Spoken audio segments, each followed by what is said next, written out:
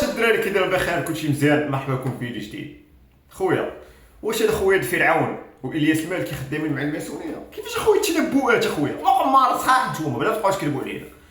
فرعون قال لك عيسى ديو غيخشيها بالراس، هذه نقدر نقولوا عاديه قدر هكذا بحال نقول لك سيباري غير ماركي كذا هذيك هذه فاش طرات لي في ماتشات في كاس العالم ديال 2022.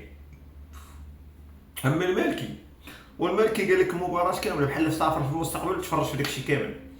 قال لك هما اسمع ما غيماركيوش لنا في الدقائق الاولى، يعني غدوز ديك 10 دقائق قاصحين داكشي. قال لك يماركيو على شي الاخر الماتش في ديك المهم ما بين الدقيقه 80 90 المغاربه كاملين غيفشلوا، غيجي عمر عيسى ديو بوم بالراس بوم في الدقيقه 90 سمع ياك، وقال لك اسيدي غندوزو مع البيلانتيات يعني شي كامل وشافوا. مش حنا كنقول شي غير هو تنبؤ راه صعيب يعطي شي انسان عادي ما كنتيش كتميتريزي كره مزيان بالرجوله.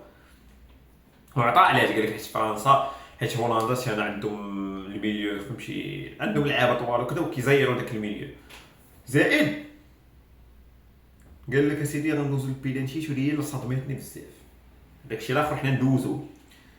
قال لك بونو هو اللي غيعتقنا وفري بونو هو اللي عتقنا ملي حيده بليدي، زائد قال لك اللعابه ديالنا غيدوخوا بداو يطيروا حاكمين يطيروا جوج اللعابه ديالنا نضيعوا. مالك يا خويا تبارك الله عليك خويا دابا ما يمكنش هذا محللين اصاحبي هذيك عبد اللطيف ما عطاتش التنبؤ، قالت لك قالت لك المغرب يخسر ضد هولندا يعني هنا تتراجع هذيك تتراجعوا للمركز الثاني ودابا الياس المالكي هو الاول. لا كي تيكون الدراري ما فهمتش اخوينا نديروا معاه واش كيتفرجوا في الماتش في شي بلاصه ما في واخا كنا القمار صحيح حتى قمار باش يعرف قمار شنو قمر هو باغي حتى هو شي قمر تيطمح ان هادشي يطرا هادشي اللي طرا.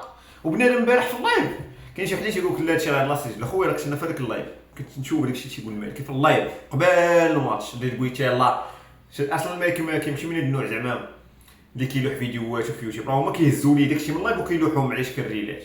يعني اخويا راه اش نقول لك المالكي خويا داك مجنون